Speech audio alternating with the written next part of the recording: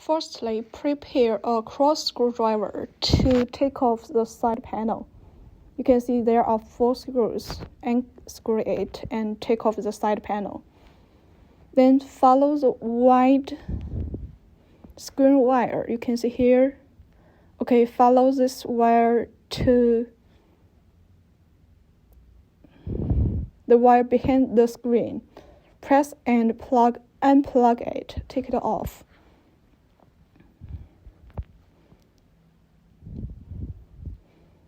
Okay, then you can see 4 screws here behind the screen. You can see 4 screws. Take off them. You can unscrew it by your hand. After that, you can take off the screen. Then put the new screen put on the place.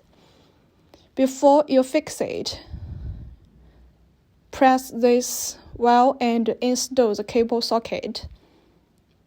Use another hand to hold it for safe concern. Then screw up the original 4 screws.